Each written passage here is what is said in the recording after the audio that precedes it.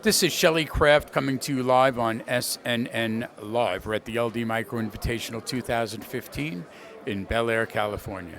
I have with me Mr. Phil Hartstein from Finjan, FNJN. It's a publicly traded company. Phil, welcome to SNNLive.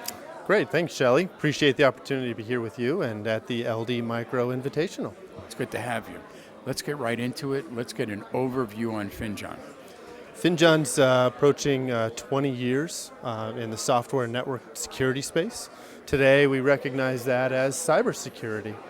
Originally in a software and hardware business, we sold that off in 2008, and in that interim period we continued licensing our intellectual property.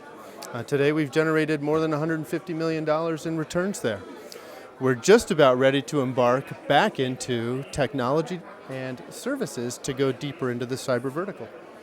Well, you probably started in the business when most people, you were just a thought and nobody realized what cybersecurity was. And then a couple of big names got hacked, and all of a sudden cybersecurity became equal to homeland security. So you want to tell me, what happened in Finjan after that happened? It's a fair point. Cybersecurity today is a buzzword, and really what we're talking about is protecting data as it exists and lives and is very much alive in corporate networks and on the internet.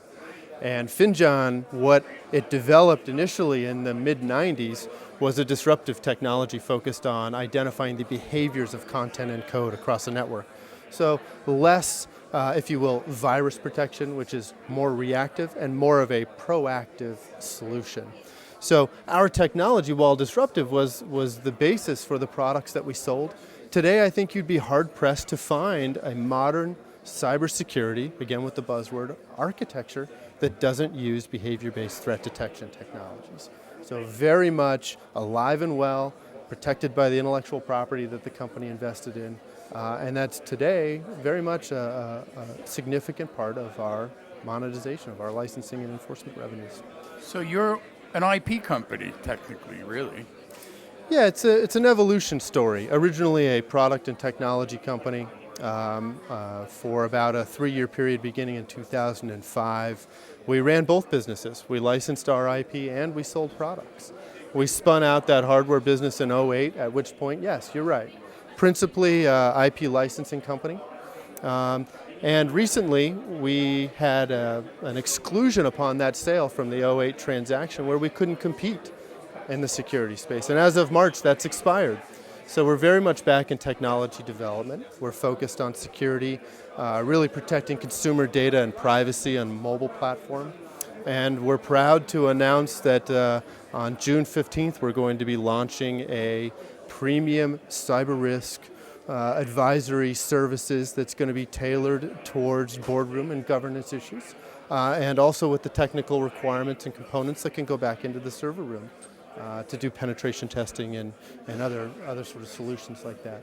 You know, it seems appropriate. It's because you really have to be hands-on in the industry. You have to consult with these. And by the way, I'm talking about the technical people inside of the corporate America that need solutions. So I see the fit. You see that a lot today. In the United States and around the world, there are different standards about how cyber risks are reported, attacks, penetrations. In the United States, the standard is that once there is an attack, that you have to report it, whether or not you know what has happened. As we've seen with any number of companies, most recently the IRS was hacked, but use Target as an example. There was a real question about fiduciary responsibility at the board level about whether or not there was an incident response plan in place. Was there any liability at the board level for that attack happening? How it was managed, how long it took to inform and notify customers. And I think that really had a lot of eyes and a lot of attention on it. And as we all know, there was a $10 million settlement in that, really to reduce that board's liability. And I'm not sure that that's a great mechanism or a great example to look at board governance issues. I think there needs to be a real plan, real deep understanding at the board level for what data does exist in their networks, while it is in their network, how it's being protected. And that's really where we think there's a new opportunity. Well, interestingly enough, and I have to add, it's a public relations nightmare for a lot of these companies. So I think what you're offering is prevention rather than a reaction. Am I correct? Yes, it really does start with education. I think every public company, being a public company now, having gone through compliance and governance issues, you know what your obligations are. You have audit committees, you have compensation committees. These are areas of specialty interest that have evolved. And I think that, understanding cyber risks is going to be a new committee requirement. That would be my ultimate expectation. And I think that's the right thing for the investing public. So I do think that we're moving in that direction, but it starts with education, you're right. Board members need to know what the risks are, need to know how the company will respond, needs to understand what the liability is. And I'll put a fine tip point on that. I was at the White House Summit on cybersecurity, and President Obama was bringing together leadership from the Silicon Valley. So we were happy to be there as part of a delegation of CEOs. And one of the most profound things I took away from that, when asked how much are companies spending on security, how focused are they on putting new systems in place to get around cyber risks or to better manage them, the answer unilaterally across sectors was, we're not talking about monitoring incremental spend.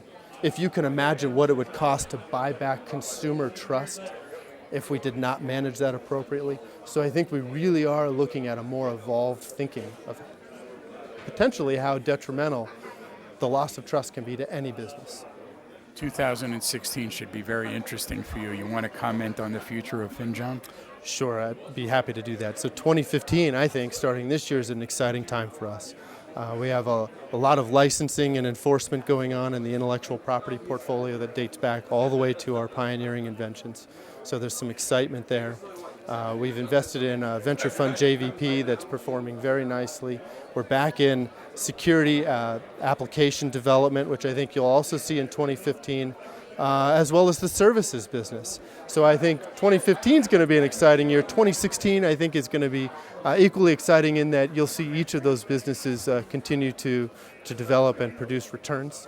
And also, I think, potentially the opportunity to, again, consider using the public equity for inorganic growth opportunities through M&A. Phil, let's get a website out there for our viewer audience. That'd be great. Finjan.com, Finjan. Ladies and gentlemen, Phil Hartstein, Finjan. Symbol FNJN. It's a publicly traded company. I'm Shelley Kraft. This is SNNLive. We're coming to you live from the LD Micro Invitational 2015, Bel Air, California. Phil, thanks for coming on Shelley, to SNNLive. thanks. Appreciate the opportunity. You got it.